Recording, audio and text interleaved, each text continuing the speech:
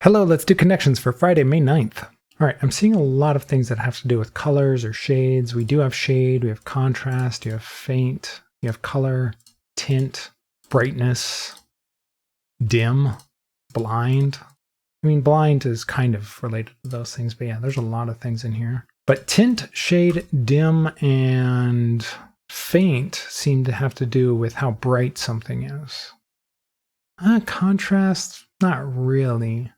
There's so many of them, though, I don't want to send this, even though I feel like these are the four that go best together. I'm going to hold off for now. You have a quotient, a sum. These are math terms. Contrast, not really. Difference? What would be the fourth one?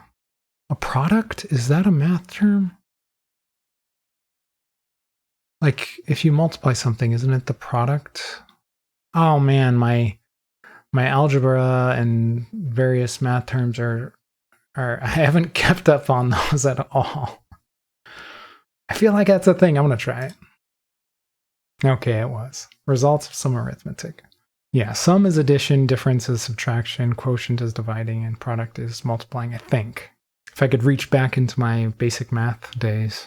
It's been so long. A shutter, a shade is something that blocks out the sun.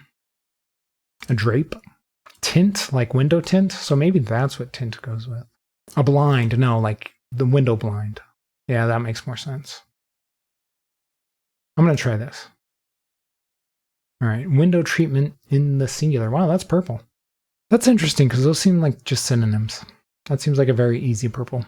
And then we still have faint, dim, tint. And what was the other one? Oh, I put shade in there before, so I'm glad I didn't do that.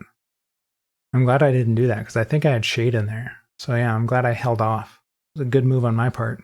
Okay, maybe tint doesn't go in this. Maybe it's faint, dim, remote, and vague. Yeah, I think these four go together better now that I think about it. Fuzzy as a memory, and then contrast, color, brightness, and tint. So yeah, I didn't want to put contrast in this yellow category when I first thought of it. So yeah, or color for that matter. I was putting faint, tint, shade, and dim. So I was way off on that one. TV display settings, okay. Yeah, I saw so many things that went kind of what I thought would be the yellow category that I held off. I'm glad I did that. Very, very, very glad I did that. It seemed like pretty easy today. 2.7, yeah, that makes sense. Not that the categories were hard to figure out, but the difficulty in this one is figure out which ones go in the category that you see. Like, there was just so many options. So I think that's where the difficulty comes on this one.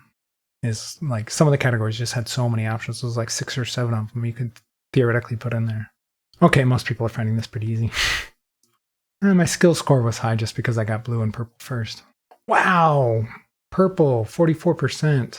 That's crazy. I thought it was an easy purple, even though I wasn't one of the ones that got it first. But still, it did seem pretty easy. But 44%, I'm a little surprised by that.